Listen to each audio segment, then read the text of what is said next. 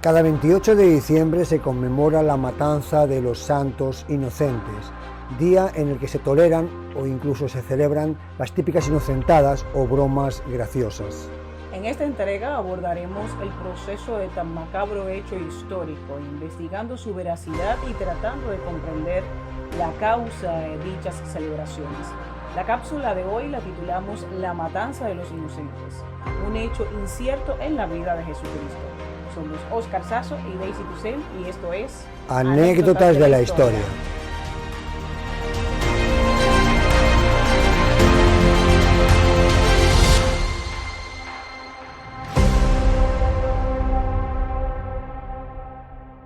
El acontecimiento que nos disponemos a acometer tiene que ver con un hecho probablemente acaecido durante los primeros años en la vida de Jesucristo, a quien, dadas las características del programa, trataremos de abordar como personaje histórico. Sin embargo, son muy pocas las fuentes que lo mencionan. Una de ellas proviene del historiador judío romano Flavio Josefo en su estudio Antigüedades Judías del año 93. Y otra del senador e historiador romano Pluvio Cornelio Tácito en su obra Anales del 110, donde aborda la crucifixión ordenada por Poncio Pilato.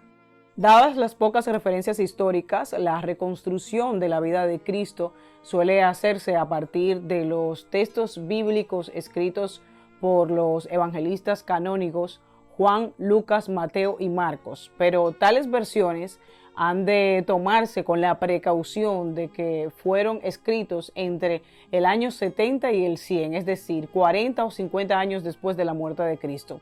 Según el investigador Antonio Piñero, en la mayoría de los casos lo hicieron a partir de referencias orales indirectas en lugares tan distantes como Egipto o Roma y a menudo con disparidades y contradicciones entre los propios evangelios.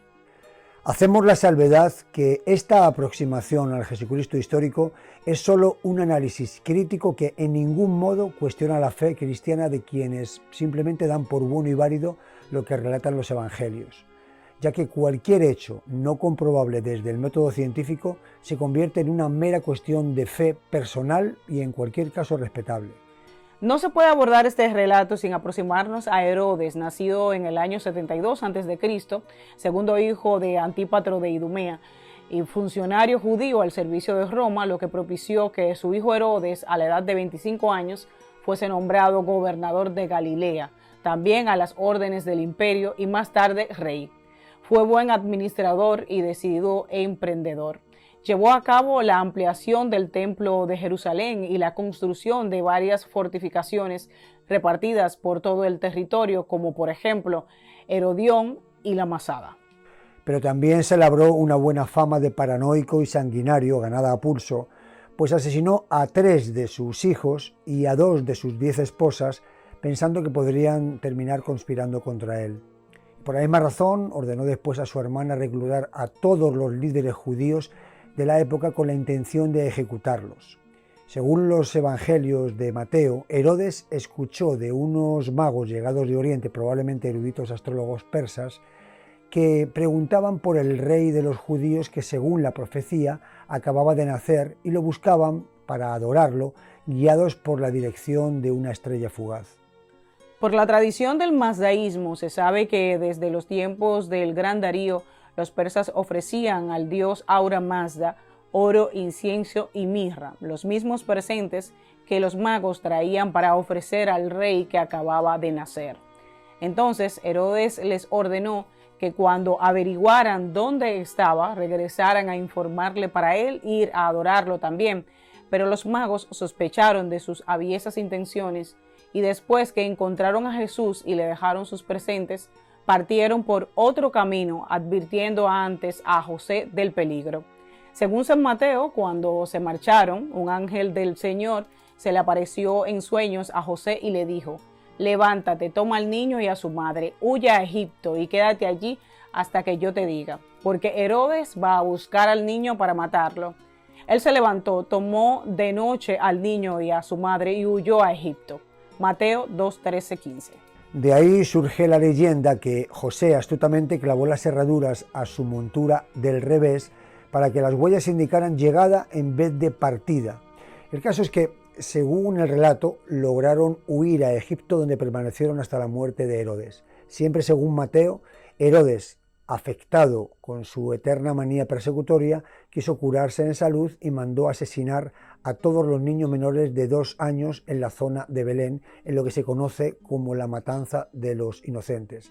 Según el Evangelio, entonces Herodes, al ver que había sido burlado por los magos, se enfureció terriblemente y envió a matar a todos los niños de Belén y de toda su comarca de 2 años para abajo, según el tiempo que habían precisado los magos. Evangelio de Mateo 2, 16, 18.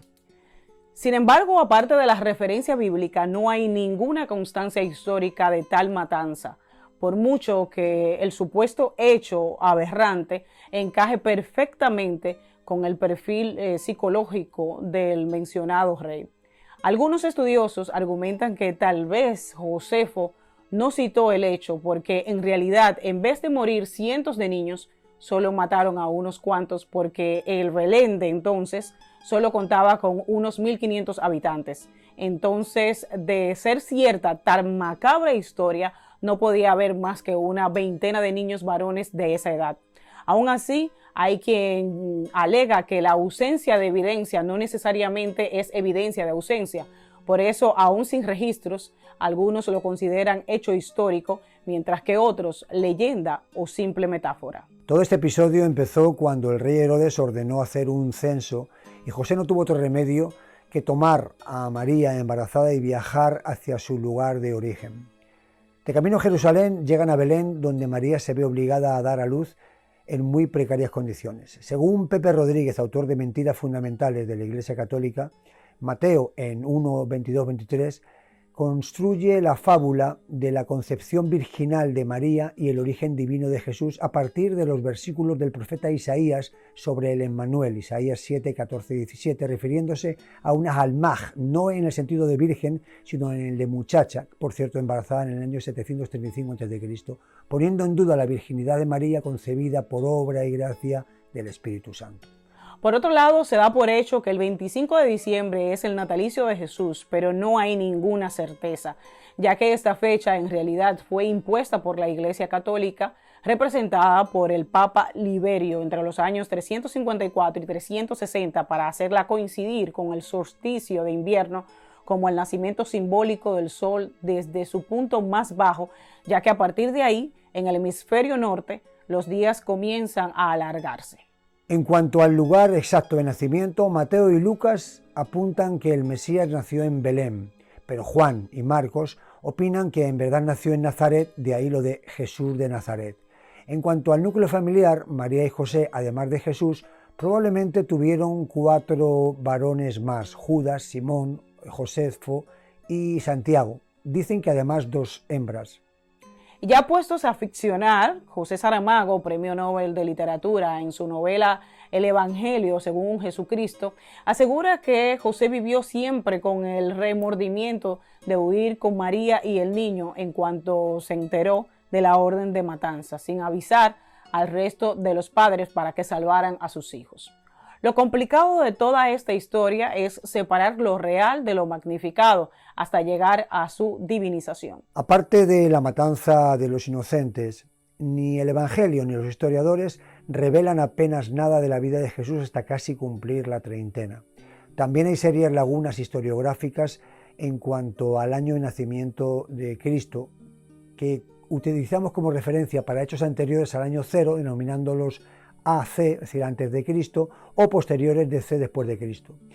Difícilmente Herodes pudo ordenar la matanza de los inocentes tras el nacimiento de Jesús en el año 0, porque la muerte de este rey se registra el año 4 antes de Cristo, no siendo que el censo no lo ordenara Herodes, sino Quirino el año 6 después de Cristo, como apunta Josefo y corrobora Lucas en su Evangelio, contradiciéndose precisamente con Mateo.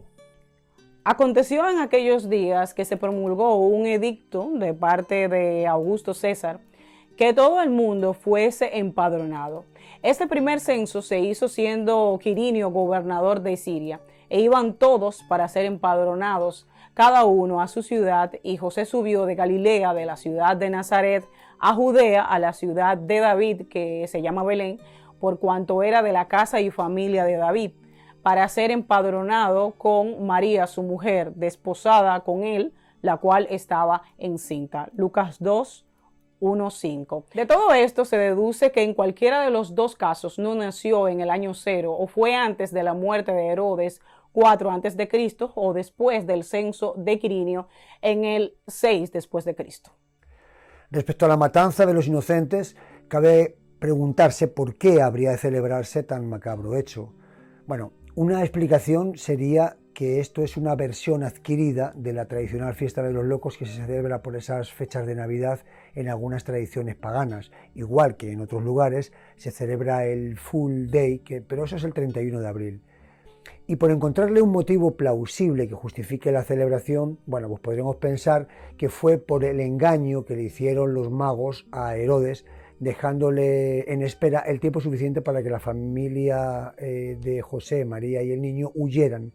Y entonces bien pudo convertirse en el primer inocente de la historia.